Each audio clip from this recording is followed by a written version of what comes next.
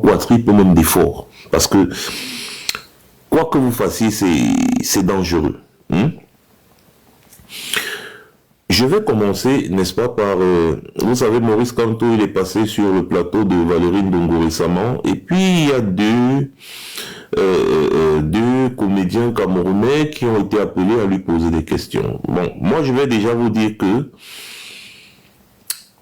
le ton qu'ils utilisent, ou alors la forme utilisée pour poser les questions à Maurice Kamto ne me pose vraiment pas problème, parce que moi je dis toujours, ce que nous prenons ici, c'est un président qui ne soit pas hyper présidentialisé, c'est-à-dire un président relax. On voit en France avec Emmanuel Macron qui partage des interviews, on lui pose des questions, c'est-à-dire il est relax. On ne veut pas un président déifié, c'est-à-dire on ne veut pas un président, n'est-ce pas, comme Biya encore. Et Maurice Kamto, justement, il est dans ce format-là. Il vous montre qu'il n'est pas un dieu, il montre qu'il est ouvert et qu'il va gouverner les Camerounais avec les Camerounais pour les Camerounais. Vous voyez un peu, donc, il va apporter une nouvelle ère, tout simplement. Et donc, la forme, en réalité, ne me dérange pas vraiment. C'est-à-dire que, même si on veut interroger le sarcasme ou l'humour utilisé pour poser les questions à Maurice Kamto, que ces deux comédiens ont utilisé, bah, pour moi, ça ne me pose vraiment pas de problème. Ce qui me pose problème dans l'ensemble, c'est le niveau intellectuel de la question qui est posée. C'est-à-dire que ce qui me pose problème, c'est la question en elle-même. La bassesse de la question, en réalité. Vous avez là affaire à deux personnes qui sont censées avoir été quand même à l'école, qui sont censées avoir reçu une certaine éducation, mais qui ne savent pas ce qu'on appelle la dissociation, qui ne savent pas analyser des situations, qui ne savent pas réfléchir d'eux-mêmes, qui suivent la masse. Sans capacité de réflexion, on n'avance pas. C'est-à-dire que vous avez vu des gens qui sont incapables, n'est-ce pas, de discerner, incapables de comprendre comment se passent les manipulations politiques. Cette manipulation politique qui est organisée par le RDPC sur le plan politique national et international. Vraiment, je veux qu'on essaye de se questionner. C'est pour ça que je pose la question, qui est violent? Parce que la violence au niveau du RDPC est arrivée à un niveau, dans tous les sens, le RDPC est violent. Je dis, dans tous les sens. Donc, j'étais en train de parler du niveau de la question que ces deux gars ont posé à Maurice Kamto. Et c'est là où tu comprends que, franchement, au Cameroun, quand on veut interroger l'intellect de certains individus, on se rend compte qu'on peut se perdre. On peut se perdre, pourquoi? Imaginez, nous sommes dans la scène politique camerounaise, n'est-ce pas? Vous avez une sommité intellectuelle, un professeur émérite comme Maurice Kamto qui a fait ses preuves, tant sur le plan national que sur le plan international. Vous avez suivi à peu près une petite partie de son parcours qu'il a déroulé sur le plateau de Valérie Ndongo. D'un autre côté, vous avez des gens du RDPC qui ont encouragé les Camerounais dans l'hyper-médiocrité. Donc, les Camerounais, des Camerounais, autant pour moi, qui se sentent frustrés, décident d'organiser un mouvement de contestation. Nous sommes tous d'accord que Maurice Kamto n'a rien à voir. Ça, tout le monde le sait. Lorsque quelqu'un veut un peu utiliser son cerveau, il le sait. Ce mouvement de contestation a embrassé l'acteur politique le plus sérieux du moment au Cameroun, qui est Maurice Kamto. Sans son accord, on ne lui demande pas son avis. On dit c'est lui que nous avons choisi comme étant celui qui pourra mieux diriger le Cameroun parce qu'il est celui qui propose mieux. Il est le candidat le plus sérieux. C'est un droit fondamental de tout citoyen. Le RDPC, dans sa magnanimité légendaire de bêtises et de manipulation, a trouvé le moyen d'associer ce mouvement de contestation à Maurice Kamto en parole. Vous avez des jeunes Camerounais qui sont censés réfléchir, qui sont censés savoir ce qui est bien pour eux, qui sont censés suivre l'actualité politique, qui sont incapables, qui n'ont pas une capacité de discernement, incapables de voir ça, de voir ce jeu. Et donc, ils viennent prendre la parole en public et ils posent une question à Maurice Kamto, celle de savoir pourquoi est-ce que tes partisans, tes militants sont violents? Pourquoi est-ce que tes militants, tes partisans, ils ont cassé les ambassades? Déjà, quand ils parlent de militants, tout Camerounais sérieux, une fois de plus, qui est censé savoir utiliser son cerveau, sait que les militants du RDPC sont ce qu'il y a de plus pacifique au Cameroun. C'est-à-dire, à un moment donné, nous-mêmes, on était complètement énervés de la capacité, n'est-ce pas, du MRC d'être aussi pacifique. C'est-à-dire la capacité des militants du MRC d'être aussi pacifique. Quand Maurice Kamto a été arrêté et emprisonné, les militants du MRC ont dit non, bah écoutez, on est un parti politique, donc un parti politique doit se comporter d'une certaine manière. Vraiment, il y a des choses qu'on ne peut pas faire. Il a été arrêté injustement. Ces militants, n'est-ce pas, n'ont pas cassé, n'ont pas brûlé, non. Ce sont les activistes qui ont organisé des manifestations en diaspora pour exiger la libération de Maurice Kamto. De deux, Maurice Kamto a été mis en résidence surveillée quelque temps après. Ces militants encore ne se sont pas mobilisés pour faire des casses ou des quoi. Ils ont respecté l'ordre républicain. Malgré le fait que leur leader était enfermé, et nous avons crié ici en disant que mais comment les militants du MSC, comment on peut enfermer votre leader, votre président, et vous restez. C'est après qu'on comprend que non, c'est un parti politique constitué, et s'il fait une erreur, on peut lui retirer, n'est-ce pas, son autorisation d'exercer en tant que parti politique. C'était certainement ça que le RDPC voulait, en provoquant le MRC, n'est-ce pas, en enfermant son leader, son président. Ils sont restés républicains. Ceux qui ont agi, ce sont les activistes, tous connus, moi y compris. Nous avons organisé des manifestations, nous avons, n'est-ce pas, organisé des contestations contre la présence des billets en Europe et tout ce que vous avez suivi. Chaque Camerounais intelligent devrait comprendre et comprend jusqu'à présent que ce que nous faisons n'a strictement rien à voir avec Maurice Kamto. Mais les deux gars trouvent quand même le moyen de vouloir associer Maurice Kamto à nos actions en lui posant des questions, n'est-ce pas? En lui posant des questions, en demandant à Maurice Kamto de répondre de nos actions. Ils se sont créés un film et ils ont fini par faire de ce film une réalité. Vous voyez? Et donc là, on questionne leur capacité de raisonnement, de réflexion, de discernement. C'est ça qui a choqué les Camerounais. C'est ça qui a choqué les gens. Donc on se disait que c'était seulement les gens du RDPC. Donc même vous là, qui êtes censés réfléchir, être loin, observer ce qui se passe. Même vous là, vous êtes dedans. Donc c'est à ce niveau que vous êtes. Voilà ce qui a énervé les Camerounais.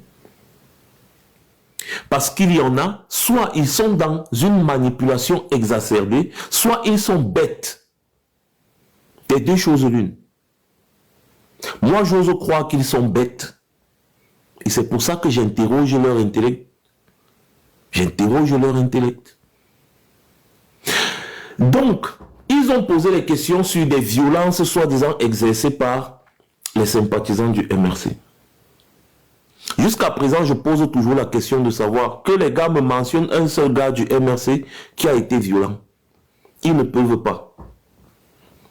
Tout ça, c'est le RDPC qui a mis cette histoire-là, n'est-ce pas, dans l'opinion publique. Ces mêmes gens qui ont posé des questions à Maurice Kamto sur des violences, c'est-à-dire une façon de démontrer que vraiment Maurice Kamto fait la politique avec violence, alors que c'est l'homme politique, le seul d'ailleurs, qui a toujours prôné la paix et qui a toujours dit aux autres, nous allons vous forcer à respecter la loi. C'est-à-dire tout ce qui va arriver, ce sera à cause de vous. Donc, Maurice Kamto s'est toujours placé dans une position de mettre la paix avant tout. Par contre, les mêmes, c'est-à-dire les mêmes comédiens là, ils vont vous dire qu'ils vont soutenir désormais la candidature de Cabral Libye. Ok. Cabral Libye est celui-là qui a dit qu'il a acheté des bidons d'essence pour déposer devant un palais de justice. Il a dit qu'il a menacé de brûler le palais de justice en Mondovision. Maurice Kamto n'a jamais fait ça. Il a menacé de brûler le palais de justice en Mondovision. L'homme, les vauriens n'ont pas le droit de commenter sur ma page. Je t'ai déjà dit ça. Va te faire voir ailleurs. À chaque fois qu'on voit ta vieille tête ici, on va te muter. Jusqu'à tu vas apprendre à respecter l'espace des autres. Va faire tes trucs chez toi. Ma page n'est pas une page pour les moutons de sacrifice. Donc, le même individu qui dit à Maurice Kamto que Maurice Kamto, pourquoi tes militants sont violents, pourquoi tes partisans sont violents, nanani, nanana, finit par dire qu'il apporte son soutien à Cabral Libye, qui lui a posé un acte d'une violence et un acte anti-républicain.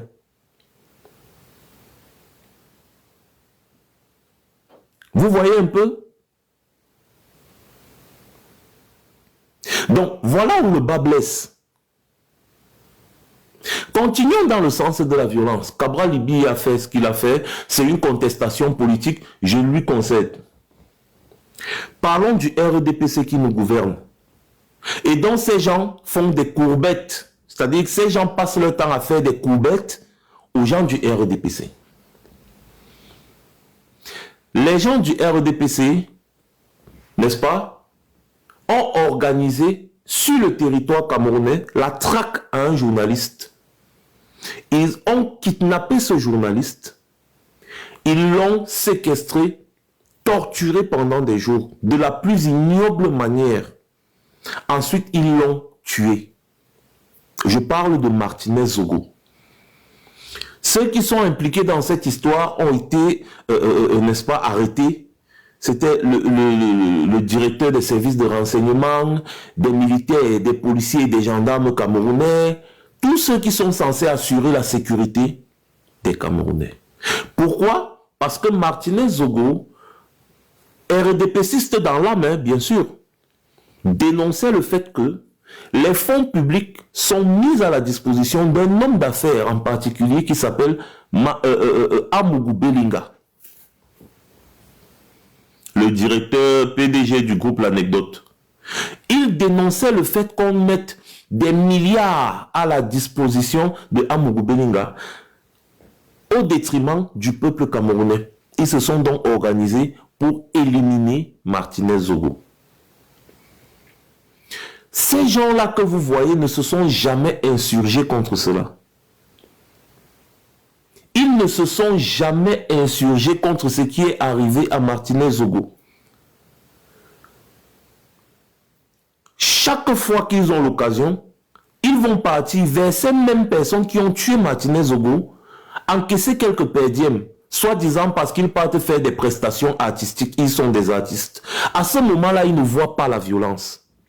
Alors que là, on vous parle d'un acte violent d'une gravité extrême. Ils sont contents de s'afficher avec ces personnes. Ils ne voient pas la violence à ce moment-là. Mais ils vont venir questionner Maurice Kamto sur le comportement des activistes qui n'ont en réalité rien à voir avec Maurice Kamto. Je ne sais pas si vous comprenez. Alors, qui est violent? Là, c'était un exemple parmi tant d'autres. Parce que si on se met à vous décrire les assassinats qu'il y a déjà eu au Cameroun jusqu'ici, vous allez tomber des nues. Je vous prends un autre exemple un peu plus éloigné, parce que là j'ai pris l'exemple le plus récent. Je vous prends un exemple un peu plus éloigné de 2000 à 2002. Qu'est-ce qui s'est passé à Douala, au Cameroun?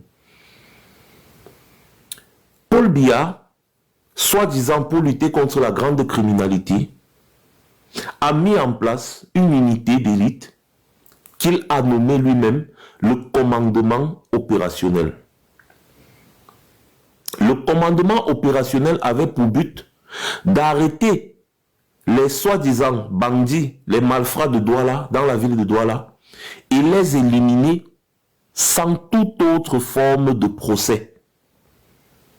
C'est-à-dire que dès qu'on dit que tu es un bandit, le commandement opérationnel apparaît, on t'arrête, on t'amène quelque part, on t'exécute. Exécution sommaire. Résultat, des centaines de jeunes Camerounais ont été exécutés sans toute autre forme de procès. Qu'est-ce qui se passait à cette époque? Il suffisait que toi, tu aies un problème avec quelqu'un, tu téléphones au commandement opérationnel. En fait, tu vas au commandement opérationnel, tu dis, je connais tel bandit, il habite à tel endroit, telle maison, il passe le temps à voler, il braque, il vole, il braque.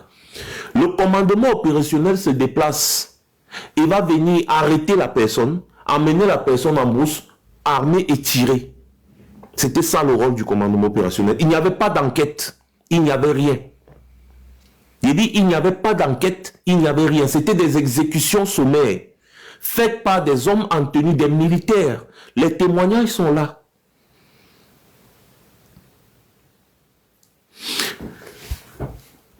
Qu'est-ce qui s'est passé? Les droits de l'homme se sont penchés sur la question à une période où c'était devenu un règlement de compte généralisé. À Bepanda, à Douala, il y a donc une disparition de 9 jeunes qui n'avaient rien fait. Des jeunes qui sortaient le matin, rentraient le soir. Sortaient le matin, rentraient le soir. Pour un rien comme ça là, on est venu, les militaires là sont venus arrêter ces jeunes. Ces jeunes ont disparu. Ils étaient 9. Merci beaucoup Bruno Muli. Les 9 disparus de Bepanda. À partir de la disparition de ces 9 jeunes, lui, il est... il est...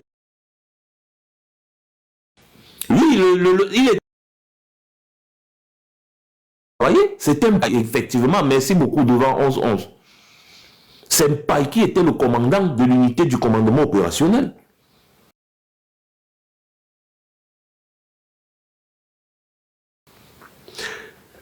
Les 9 disparus, l'affaire des 9 disparus de Mbepanga a fait tellement fort que toutes les ONG de défense des droits de l'homme que vous connaissez sur cette planète ont écrit sur le Cameroun, écrit sur Paul Biya, ont menacé de traîner Paul Biya en justice. Bref, on a traîné Paul Biya en justice. C'est son immunité de président de la République qui fait en sorte qu'on ne puisse pas l'arrêter. C'était de 2000 en 2002.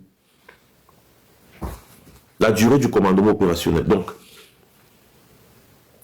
quand ces 9 jeunes ont disparu, donc, Paul Biya a vu que ça cuisait sur lui. Or, il y a des ONG locales au Cameroun qui dénonçaient déjà l'absurdité d'une telle unité dans le monde moderne. C'est-à-dire que des militaires vont débarquer, on arrête les enfants d'autrui, on tue, sans toute autre forme de procès. Depuis, ça se passe comment? Vous voyez un peu? Même au Far West, à l'époque, les criminels avaient droit à un procès. Mais Paul Biya a décidé de passer outre les droits de l'homme et d'exécuter les enfants des gens sans toute autre forme de procès. Alors Paul Biya a été forcé de mettre fin à l'unité du commandement opérationnel. Un commandement, c'est-à-dire le commandement opérationnel, n'est-ce pas, était chapeauté par le colonel Mpai à l'époque. Et Paul Biya a fini par le nommer général parce qu'il a fait un bon boulot. Qui est violent? Qui est violent? Revenons encore. On rentre un peu en arrière pour se propulser en avant. C'est-à-dire qu'on revient dans les années 90.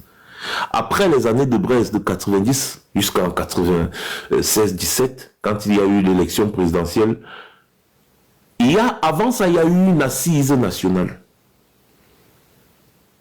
Une assise avec les acteurs, n'est-ce pas, des partis politiques, de la société civile, des acteurs religieux, pour décider sur l'avenir du Cameroun. Ça, c'était après, n'est-ce pas, les événements qu'il y a eu en 90-92 avec la présidentielle. John Fundi avait gagné et Paul Biya a décidé de se maintenir, tout. Donc, il y a eu une assise, il y a eu un consensus.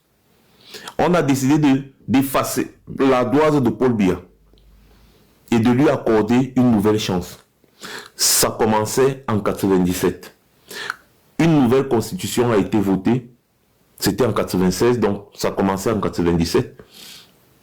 Et donc Paul Biya avait accepté de faire 2 mandats et de se retirer. C'est-à-dire qu'il devait faire un maximum de 2 mandats et se retirer. Ça devait partir de 97 à 2004 et de 2004 à 2011. Paul Biya a dit oui, j'accepte. Parce que c'était une condition sine qua non pour que le pays s'apaise. Paul Biya a dit oui, voilà, comme ça c'est bon, j'accepte, comme ça tout le monde est content. La nouvelle constitution a été, n'est-ce pas, adoptée, tout, validée, tout ça, mise en application, comme d'habitude, normalement. 2004, premier mandat s'écoule. Paul Biya voit que le temps est déjà en train de passer. Paul Biya décide en 2008 de modifier la constitution, de trahir les assises qu'il y avait eues, de modifier la constitution de 96 qui limitait le mandat présidentiel dans le but de sauter le verrou qui disait qu'en 2011 il était impossible que Paul Biya dépose sa candidature. En 2008, Paul Biya a décidé de sauter, de lever ce verrou-là pour pouvoir se représenter encore en 2011 et après, ainsi de suite. Qu'est-ce qui s'est passé? Ça a créé un tollé général. Les partis politiques ont lancé des appels aux manifestations et autres qui ont bel et bien été matés. Ensuite, il y a les transporteurs parce que avec ça, c'était à une période où il y avait eu une augmentation du carburant. Donc, il y a eu une grève généralisée. Qu'est-ce qui s'est passé? Avant de revenir sur 2008, je vous reparle de 2004-2006. Paul Biya était en train de mettre sur pied une unité d'élite appelée le bataillon d'intervention rapide, le BI. Je vous parle du BI parce que il a été proposé à mon père de mettre ses 2 enfants, moi et mon grand frère et moi. C'est ma mère qui a dit non, mes enfants ne partent pas dans les affaires là. Sinon, moi, je devais faire partie de ce contingent du BI. Le tout premier bataillon du BI, c'était, je crois, c'était 600 commandos, un truc comme ça. On n'en avait pas encore entendu parler. 2008, quand il y a la grève généralisée, Paul Biya ordonne de déployer les éléments du BI dans les villes. C'était la première fois que les Camerounais voyaient les éléments du BI. Et ces gars ont massacré les Camerounais en 2008. Donc, en fait, Paul Biya préparait son armée personnelle qui était chapeautée par des Israéliens. Ce sont les Israéliens qui formaient le BI, le bataillon d'intervention rapide. Ces gars sont sortis en 2008 pour imposer Paul Biya aux Camerounais en massacrant les Camerounais. Et ce que Paul Biya a fait, pourtant il savait que les Camerounais se faisaient massacrer, il a appelé les Camerounais les apprentis sorciers. Tous ceux qui contestaient le fait qu'il veut modifier la constitution. Et quand on lui a demandé de se justifier, quelque temps plus tard, il dit que bon, vous savez, je n'avais pas encore préparé la succession. Et les gens autour de moi se battaient déjà pour ma succession. Moi, je me disais qu'il devait avoir la guerre au Cameroun, donc j'ai décidé de me maintenir. Voilà sa raison. C'est archivé, hein. Chacun peut aller taper sur YouTube partout, il voit. Je ne sais pas ce qui se passe, je ne vois aucun commentaire, je vois juste les gens qui se connectent. Je ne sais pas quel problème j'ai avec TikTok. Voilà, ils ont encore remis leur affaire de contenu généré par l'IA. Je ne sais plus. Je ne sais plus ce que je vais faire de mon compte de TikTok. Peut-être qu'il va falloir que je crée un autre ou pas. Bref. Qui est violent? Est-ce qu'on a comptabilisé les morts en 2008? Est-ce qu'on a comptabilisé les morts en 2008? Là, je suis en train de vous relater l'histoire. Je ne vous parle pas n'est-ce pas, de l'épuration ethnique que Paul Biya a fait de 1984 à 1986 au Cameroun, après la tentative de coup d'État manqué, où Paul Biya a, c'est-à-dire on extirpait tous les ressortissants du Grand Nord Cameroun, on les tuait et on les jetait dans des fosses communes, en Balmayo. Donc moi je Je parle juste des événements, si, n'est-ce pas, de 2008, de 2000 à 2002 et qu'on sort. Est-ce qu'on a comptabilisé les morts? Qui est violent? Avez-vous déjà vu un militant de Maurice Kamto avec une arme à feu? Avez-vous déjà vu Maurice Kamto avec une arme à feu?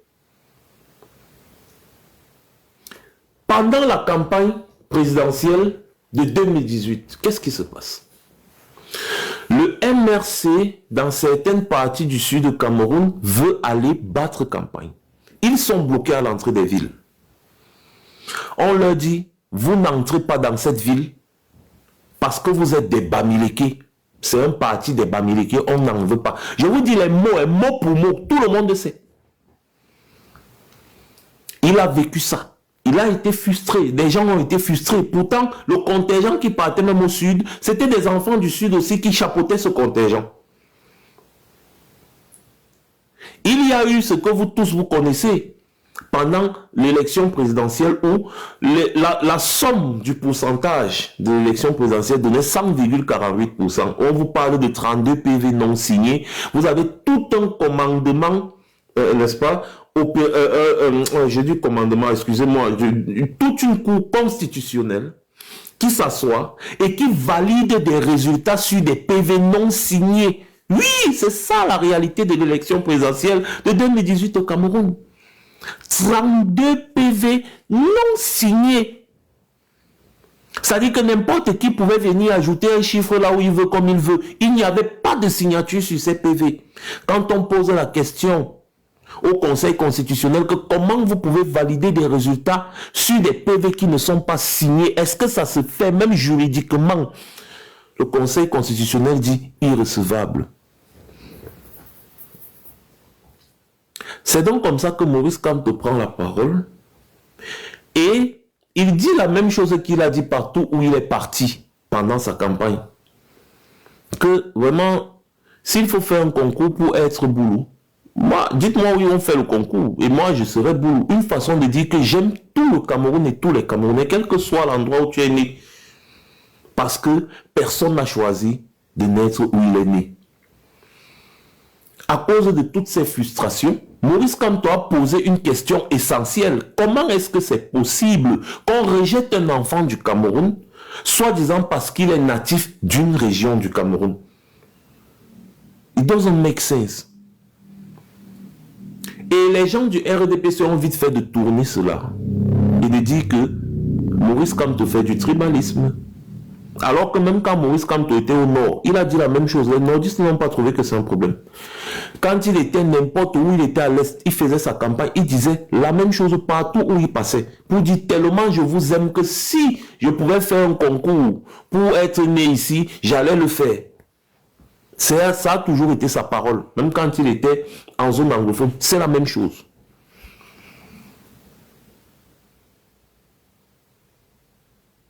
Et d'ailleurs, même quand il était dans certaines zones à l'ouest, l'ouest Bamileke, c'est la même chose que Maurice Kamto disait.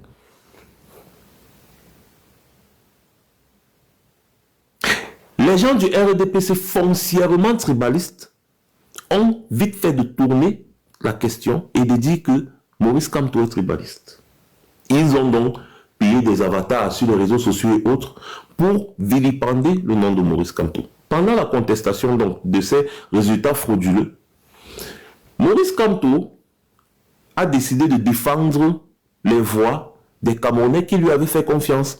Pendant qu'il y a un certain individu là qui a lui pris ses valises et sa femme, ils sont partis aux États-Unis. C'est-à-dire que tu viens de participer à une élection présidentielle dans un pays. L'heure maintenant de la contestation des résultats arrive, toi tu prends le billet d'avion, tu pars toi t'asseoir aux États-Unis. Pendant que certaines personnes t'ont voté. Tantôt tu dis d'abord dans ta première sortie, tu dis non, c'est moi qui ai gagné. Après tu sors, tu dis c'est un membre de l'opposition qui a gagné. Après tu sors, tu dis que tu es en train de partir aux États-Unis. Tu abandonnes tes électeurs, tu abandonnes tout le monde, tu pars. Maurice Kamto, lui, il est resté. Il a dit à tous les parents que non, laissez vos enfants à la maison et venez dans la rue, on conteste ça, parce que ça c'est le banditisme, c'est le vol. On ne peut pas tolérer que le vol dirige notre pays. Qu'est-ce qui s'est passé? Humiliation, torture, agression. C'est-à-dire que ce qu'ils ont fait à Maurice Kamto et ses partisans qui étaient des pacifistes, c'est inimaginable. On a tiré sur N'Djamena, tiré sur Michel Ndoki et d'autres manifestants. Les vidéos sont encore là. Je n'invente rien. Vous avez vu Maurice Kamto ou un de ses militants ou partisans avec une arme à feu? Non, c'est vous qui avez les armes à feu, c'est vous qui les utilisez, c'est vous qui tuez les gens. À quel moment est-ce que les gens ont questionné la violence de ceux qui nous dirigent? Parce que les gens veulent bien donner des leçons en disant, ouais, écoutez, vous êtes violents, hein, c'est de la violence, hein, tel vous avez pris les ambassades, ouais, toi tu as déchiré le drapeau, vous êtes violents, si on vous remet le pays, si vous allez faire la violence. Qui est violent? I'm asking a question. Qui est violent? 2016, je reviens encore dans l'histoire, en 2016, au nord-est et au sud-ouest du Cameroun, il y a des contestations où des avocats contestent, n'est-ce pas, la façon dont la justice ça se passe là-bas et puis comment dire, ils appellent encore le code de procédure pénale et civile, ce n'est pas traduit, des juges qui sont là pour juger des gens alors que les gens parlent anglais, les juges sont francophones, on force des gens à se défendre en français, pourtant on est dans une zone où tout le monde parle anglais. Les avocats se sont plaints. Les enseignants sont sortis, se sont plaints dans des manifestations pacifiques. Les avocats d'abord sortent pour se plaindre. On envoie des petits policiers gardiens de la paix, des élèves gendarmes tabasser des avocats en robe noire, en toge, c'est-à-dire la robe des avocats là qui a un symbole dans le système judiciaire au Cameroun. On envoie des enfants, des élèves gendarmes, des élèves inspecteurs de police, des gardiens de la paix de la police, tabasser des avocats qui sont en train de manifester. Quand on empêche déjà un avocat de revendiquer son droit, ça veut dire qu'on a fini une fois avec vos droits. Puisque celui qui est à même de défendre ton droit, c'est un avocat. Donc quand lui-même l'avocat, parce qu'il veut manifester pour revendiquer quelque chose pacifiquement, on envoie les gendarmes et les militaires le tabasser. On les arrête, on les piétine, on les traîne dans la boue, on les humilie. Et le plus grave, c'est qu'on filme et on met sur les réseaux sociaux. Humiliation extrême, tabassement, parce que les avocats ont osé revendiquer. Les enseignants, même chose, c'est-à-dire qu'on envoie un élève gendarme tabasser un enseignant qui lui a enseigné, si bien que qui lui a enseigné les choses de la vie, qui a enseigné l'école à cet individu, si bien que cet individu a fini par devenir gendarme. On l'envoie tabasser cet enseignant, humilier les enseignants, les papas et les mamans des gens, tabasser femmes comme hommes, comme je vous dis là, tabasser avec les crosses de l'arme à feu là, on cogne sur la tête, on cogne sur le corps, on piétine, on tape les avocats, les enseignants, les parents des gens. Quand les avocats, les enseignants sont passés à tabac, les étudiants ont dit mais c'est pas possible, vous ne pouvez pas toucher des symboles comme ça, c'est quand même nos parents, c'est nos enseignants, c'est nos avocats, c'est nos parents. C'est ceux qui défendent nos droits. On ne peut pas tolérer. Les étudiants ont décidé de manifester en soutien aux enseignants qui se sont fait tabasser. Vous savez ce qu'on a fait aux étudiants au nord-est et au sud-ouest quand ils manifestaient? L'humiliation. humiliation totale. On venait dans les chambres d'étudiants, on arrête les étudiants. Dans quel pays on fait ça? Les étudiants, le fer de lance de la nation. On les arrête, on les met dans la boue. On les filme, les filles, les jeunes filles. On les étale dans la boue, là où il y a les urines, parce que là-bas au Cameroun, les gens pissent et chient partout. On les met dans les rigoles là, là où il y a l'eau. Vous voyez les gens d'eau qui est nauséeuse, la boue mélangée avec l'eau. On les trempe dedans, on leur demande de ramper tout le long de la rigole. Vous voyez des vidéos où le policier voit une étudiante, des étudiants en train de venir. Il les stoppe, arrêtez-vous là. Les étudiants, il les encercle, il leur dit couchez-vous ici. Il leur dit couchez-vous ici dans la boue. Couchez-vous, rampez pour arriver chez vous. Couchez-vous, couchez-vous là. On humilie les enfants des gens comme ça. Je suis en train de vous faire la chronologie de la violence au Cameroun. Et ça, c'est rien. Hein. C'est-à-dire, si on veut commencer à vous raconter l'histoire de Biya et les Camerounais, en ce qui concerne la violence de Biya exercée sur les Camerounais, mais vous allez tomber des nues. Humiliation des étudiants. Des étudiantes alors, c'était grave. Si c'était encore les jeunes garçons, même, on peut dire que c'est des garçons, bon, supportons. Les jeunes filles, imaginez les genres de maladies que ces filles ont eues. Ce n'est pas Max qui dit, les vidéos sont là. Quand les parents, les amis, les frères et sœurs de ces étudiants ont vu ça, c'est là où, en zone anglophone, ils ont dit non, ça y est. Ça y est. Vous ne pouvez pas arriver à ce niveau. Ça y est. Donc nous sommes les animaux. Ça y est. C'est comme ça là que les gars ont décidé de sortir dans les rues massivement. Au lieu de constater qu'ils ont fuck up et d'essayer d'arranger la chose, non. Quand les gens sortent dans les rues avec les arbres de paix, l'arbre de paix, c'est pour ceux qui ne sont pas camerounais, c'est une fleur là verte, n'est-ce pas? On appelle ça chez nous l'arbre de paix. Les familles, les gens sont sortis dans toutes les grandes villes du sud, du nord-ouest et du sud-ouest Cameroun avec les arbres de paix en criant pas de violence, non à la violence, non à la violence. C'était ça, le mot d'ordre des manifestations, non à la violence, avec les arbres de paix. Non à la violence, non à la violence. Vous savez ce qui s'est passé? Vous savez ce qui s'est passé? Les gens de Yaoundé, Paul Biya a donné l'ordre aux gendarmes qui étaient censés encadrer les manifestations de tirer sur les manifestants à bout portant. Plusieurs morts. Par balle. Sous prétexte que c'était une révolte. C'était une révolution. C'était ceci, c'était cela. Or, les gens étaient là. Ils manifestaient. No violence, no violence, no violence. C'était en anglais, ils le disaient. Ils ont été tués par dizaines. À ce moment-là, il y a Manchon Bibixi, un promoteur radio, un animateur radio, un jeune étudiant aussi, qui s'est levé, il a dit ce n'est pas possible. Ils ont donc porté les cadavres des jeunes qu'on a tués pour manifester avec. Et c'est à ce moment-là qu'il a fait son premier discours pour dire c'est mieux qu'on revienne au fédéralisme parce que la façon dont vous nous faites là, non. Quand les gens de Yaoundé ont entendu fédéralisme parce qu'ils sont allergiques à ce qui peut développer le Cameroun, quand ils ont entendu fédéralisme, ils ont envoyé l'armée. C'est comme ça que le massacre a commencé en zone anglophone, comme je vous explique là. Jusqu'à aujourd'hui, nous sommes déjà à 9 ans de guerre. Des milliers de morts, des millions de déplacés.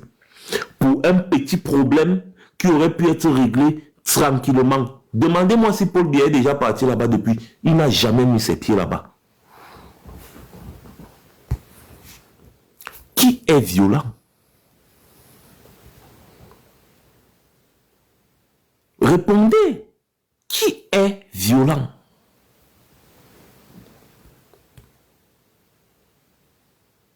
Ne voyez pas vous-même que tout ceci mis ensemble, ça peut transformer certains Camerounais. Le fait d'empêcher Paul Biya de venir dépenser l'argent du contribuable en Europe est plus violent que le fait que Paul Biya tue les Camerounais qui manifestent pour revendiquer leurs droits. Qui est violent?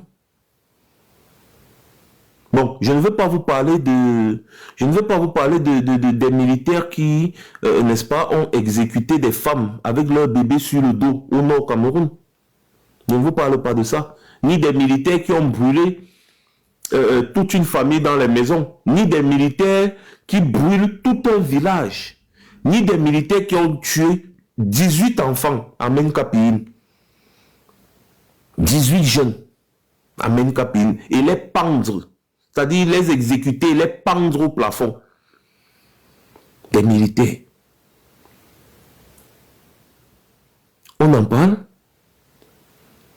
Qui est violent?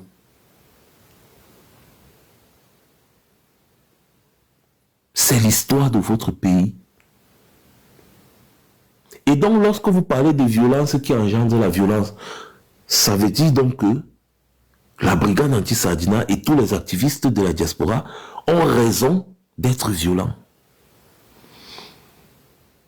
Ils ont raison d'être allergiques à la bêtise.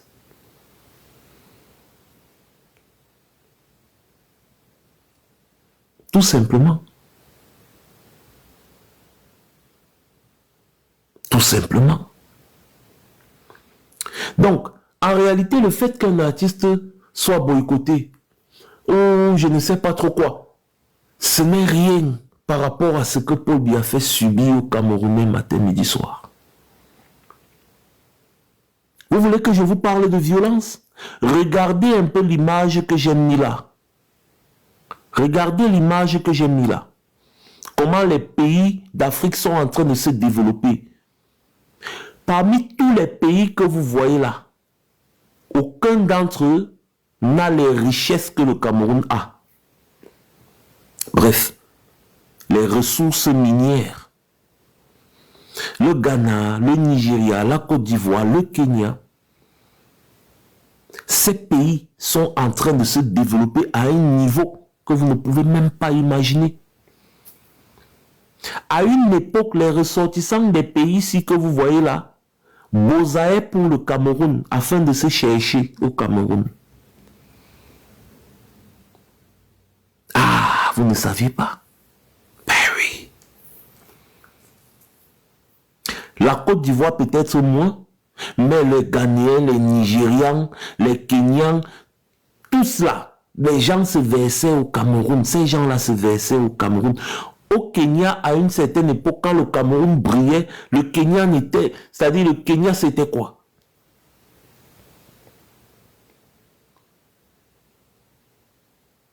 Mais aujourd'hui, regardez ces pays.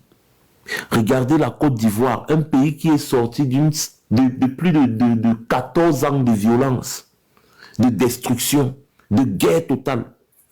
Regardez ce que la Côte d'Ivoire est devenue aujourd'hui. En quelques années, en 10 ans. Regardez ce que le président ivoirien a fait de son pays. Ensuite, regardez le Cameroun, où vous n'arrivez même pas encore à avoir de l'eau potable. Les enfants meurent de choléra en pleine capitale politique. Il y a les caca partout. Il y a un carrefour dans la ville de Yaoundé, à Biémassi, qu'on appelle le carrefour caca. Parce que les caca coulent tous les jours à longueur de journée. Et il y a des gens qui vendent les denrées alimentaires là. Les cacas sont en train de couler là comme ça, là, les égouts, tout. La poste centrale de Yaoundé, dès qu'il y a une petite pluie, impossible de passer, c'est l'inondation à outrance. Ça devient la piscine internationale, piscine olympique. L'électricité est un luxe au Cameroun. C'est-à-dire que pour avoir l'électricité, mais si tu as l'électricité, c'est que tu es tellement chanceux. Pendant que les pays comme le Ghana, le Nigeria, la Côte d'Ivoire, le Kenya et bien d'autres sont illuminés. Pourtant, le Cameroun a un potentiel énergétique bien au-dessus de tous ces pays que je suis en train de vous citer là.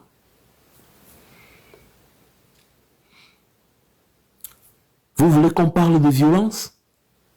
Alors que les gens ont de l'argent, le Cameroun a assez d'argent pour être plus loin et plus avancé que Dubaï ou même le Qatar. Le Qatar et Dubaï mis ensemble ne valent pas le Cameroun en matière de ressources.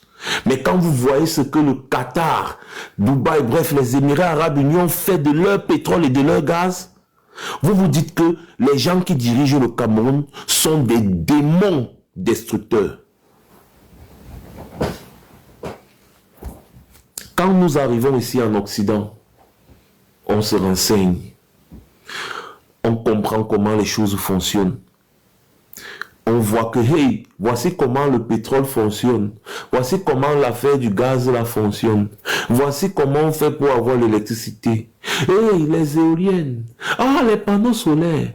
Oh, les barrages hydroélectriques. Oh, l'énergie nucléaire. Mais on a toutes les ressources nécessaires pour développer ça dans nos pays. Qu'est-ce qui n'a pas marché? Ce qui ne marche pas, c'est qu'on a des dirigeants qui ne veulent rien faire. Donc, on a des dirigeants méchants, cyniques, qui ne savent que violenter la population sous toutes les formes possibles.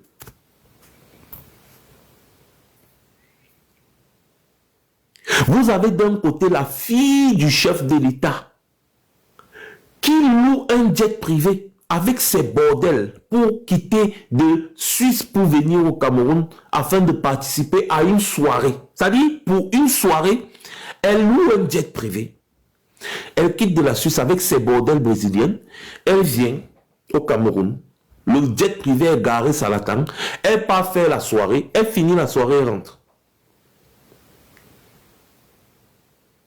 Elle dépense des centaines de millions rien que pour une soirée.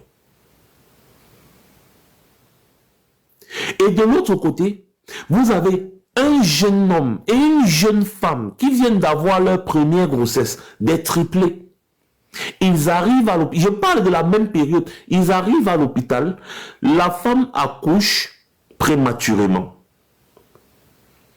Les enfants ont besoin de couveuse. Il n'y a pas de couveuse à l'hôpital. Obligé d'envoyer les enfants dans un autre hôpital en espérant trouver au moins une seule couveuse là-bas. Vous savez comment on a transporté les nouveaux-nés, c'est-à-dire des enfants qui naissent aujourd'hui, là. On les a mis dans les cartons, dans un carton. Vous voyez le carton d'huile, quand on achète le carton de savon, le carton d'huile, le carton de machin, le carton là que vous comprenez là, oui, le carton là, c'est dans ça qu'on a mis les triplés là, pour les transférer d'un hôpital à Douala à un autre hôpital où on espérait trouver une couveuse.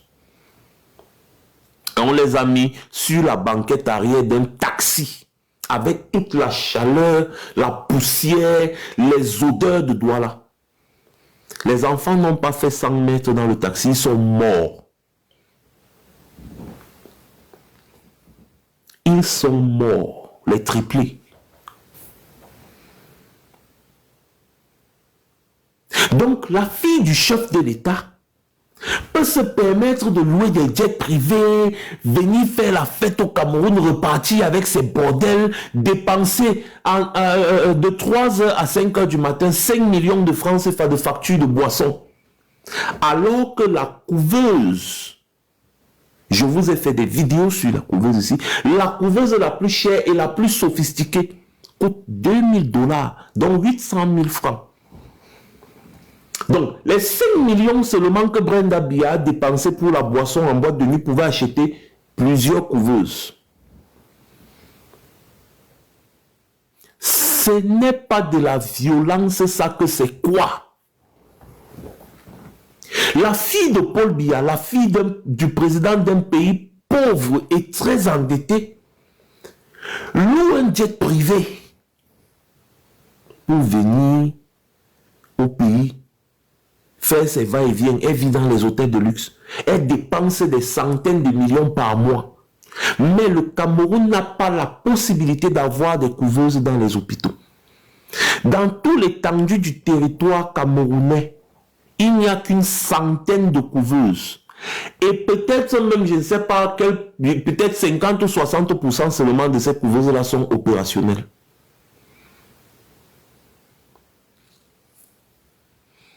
Ce n'est pas de la violence, ça, que c'est quoi?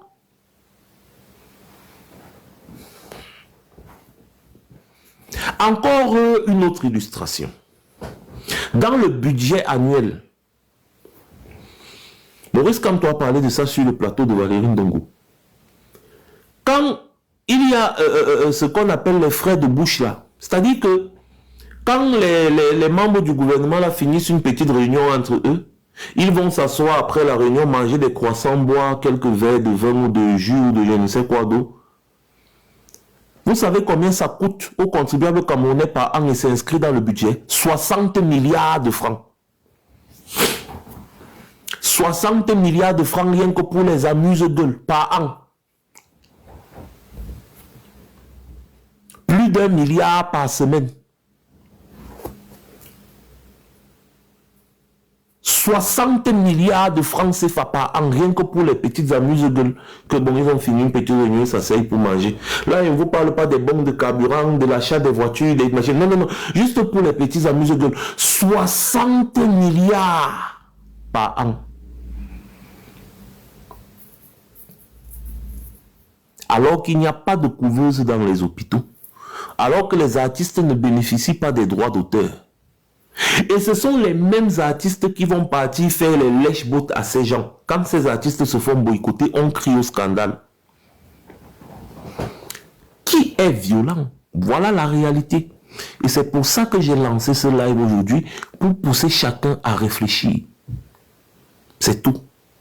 Notre live a eu un problème dès le début, c'est pas grave, on a quand même pu faire ce qu'on a fait, parce que je n'arrive pas, les commentaires, je ne les vois pas. J'avais souvent ce problème sur Facebook.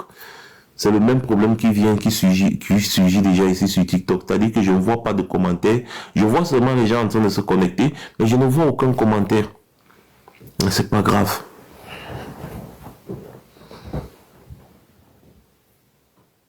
Voilà donc la réalité du Cameroun. Et donc, au vu de tout ceci, quand vous voyez les Camerounais qui sont en diaspora, qui voient comment les dirigeants se battent pour que le pays avance. Oui, tu es en France, tu es en Belgique, tu es aux Pays-Bas, tu es en Angleterre, tu es en Allemagne, tu es en Italie. Tu vois comment les dirigeants mettent les ressources du pays au profit de la population et à ton profit, toi-même, qui n'es même pas un concitoyen. Qui n'est même pas un citoyen de ces pays-là. Tu te dis, mais qu'est-ce qui n'a pas marché chez nous? Il faut que ça change. Et quand tu dis ça, les dirigeants de ton pays t'interdisent l'accès à ton pays.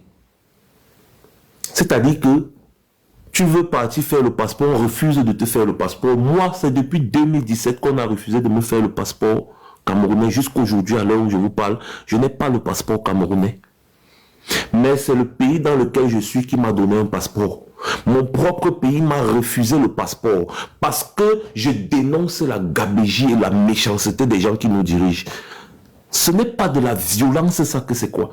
Qui êtes-vous pour refuser de me donner un passeport? Moi, fils du Cameroun. Les gens qui me disent toujours, il faut venir au Cameroun, on va voir, il faut venir au Cameroun, on va voir. Non, vous êtes incohérents.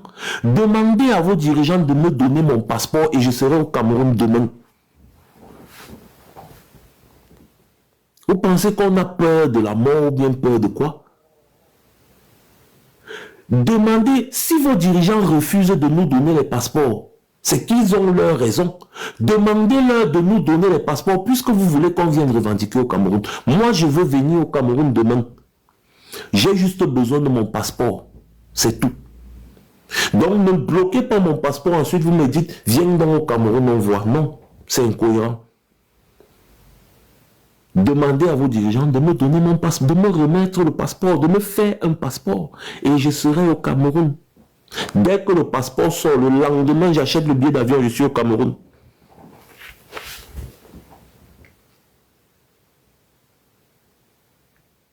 C'est ça la réalité. Donc, quand on veut parler de violence, commencez à dénoncer la réelle violence. Tout simplement. Et ceux qui exercent la violence sont connus. Et donc, quand les activistes utilisent les moyens qu'ils ont, vous ne pouvez pas venir vous mettre à les traiter de violents et de vouloir mettre tout cela, tous les actes des activistes sur le dos d'un leader, d'un parti politique sérieux qui mène ses activités en toute transparence et tout le monde le voit.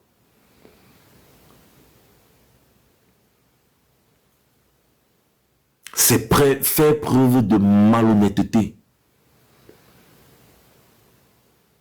Voilà. Donc si quelqu'un se lève un matin là, comme j'ai vu certains farfelus là qui disaient maintenant pour moi c'est tout sauf le MRC parce que je me suis fait tabasser en Belgique. La prochaine fois que tu vas venir en Belgique, les gars vont encore bien te tabasser. Et tu vas encore dire non au MRC, ça ne va rien changer. Parce que les Camerounais, dans leur immense majorité, ont décidé de changer les choses au Cameroun. Et ce n'est pas des petits farfelus comme vous qui allez faire quoi que ce soit. Allez juste prendre l'argent du RDPC comme vous avez l'habitude de prendre sur le sang des Camerounais et faites ce que vous avez à faire. Mais la colère du cafard ne peut rien changer à son destin quand un coq l'a déjà vu. Même si le cafard se transforme en super guerrier, la poule ou le coq là, on va le manger. C'est comme ça. Donc quand la poule a déjà vu le cafard, même si le cafard se transforme en super guerrier, la poule va le chop. Et c'est ce que nous on est en train de vous faire comprendre. Et regardez en plus à quoi est-ce que les gens veulent réduire une sommité comme Maurice Kamto à la brigade anti-Sardina. Genre, ils veulent nous dire que Maurice Kamto n'a pas les moyens, s'il veut mener une révolution au Cameroun, il n'a pas les moyens.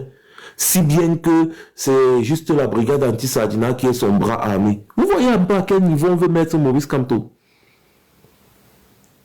Quand on regarde d'autres leaders politiques qui préparent des rébellions armées jusqu'aux dents, avec des chars de guerre, une armée de 20 000, 30 000, 50 000 hommes prêts à aller en guerre. On veut dire que le niveau de Maurice Kamto, c'est la brigade anti-Sardina. Un petit groupe de contestataires, là qui... Hein, voilà le niveau de Maurice Kamto là-bas. Vous ne voyez même pas comment ces gens-là veulent réduire Maurice Kamto. Vous ne le voyez pas. Mais vous allez faire tout ce que vous allez faire. Ça ne va rien changer à votre sort. Ce pays-là va changer. Les choses vont changer dans ce pays-là et vous n'y ferez, vous n'y pourrez rien. Vous avez fait vos petites marmailles là au Cameroun parce qu'il n'y avait pas les réseaux sociaux. Malheureusement, aujourd'hui, il y a les réseaux sociaux. Vous ne pouvez pas contrôler les réseaux sociaux. C'est ça qui vous énerve. En 2018, vous avez été surpris de l'ampleur des réseaux sociaux. En 2025, vous allez être consumé par ces réseaux sociaux. Quels que soient tous ces petits vauriens chabanias que vous mettez en diaspora et partout avec des faux profils et tout ça pour insulter, engueuler les gens, ça ne change rien. Ils vont faire ça en commentaire sur les réseaux sociaux. Après, ça s'arrête là. Parce que la réalité est simple. Les Camerounais iront massivement aux urnes. Ils vont voter pour une fois leur président. Ils vont surveiller leur vote pour que la vérité des urnes soit dite. Et vous n'y pourrez rien. Ce que vous faites actuellement, ce sont les agitations d'un coq, c'est-à-dire d'un serpent à qui on a coupé la tête. On coupe la tête, le corps du serpent ne fait que se tordre la main, on a coupé la tête, c'est fini. Quelle que soit la durée de la nuit, le soleil finit toujours par apparaître. Et s'il y a une des raisons pour lesquelles Paul Biya ne veut pas quitter le pouvoir vivant, c'est bien parce qu'il sait il doit répondre du commandement opérationnel et de beaucoup d'autres crimes qu'il a ordonnés au Cameroun. Il le sait, Paul Biya. C'est pour ça qu'il est prêt à mourir au pouvoir. Il ne veut pas quitter. Dès que Paul Biya quitte le pouvoir, ce n'est pas, c'est-à-dire le prochain président du Cameroun qui va le poursuivre. Non, c'est la justice internationale qui va le pêcher. Dès que Paul Biya quitte le pouvoir, un mandat d'arrêt international sera émis contre lui pour crime contre l'humanité. Tout est archivé. Surtout l'histoire du commandement opérationnel, là, c'était très grave. Toutes les ONG de défense des droits de l'homme ont écrit, ont même menacé de porter plainte. Et je sais que des plaintes ont été déposées parce que c'est documenté. On a des témoignages des familles.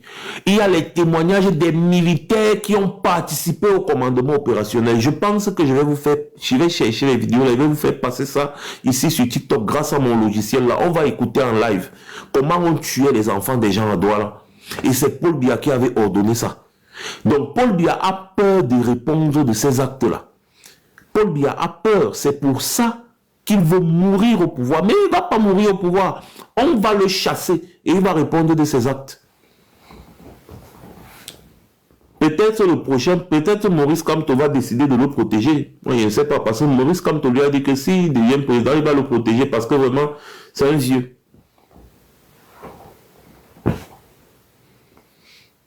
Voilà. Donc, voilà la réalité. Voilà les faits. Je repose encore une fois la question. Qui est violent? Tout simplement.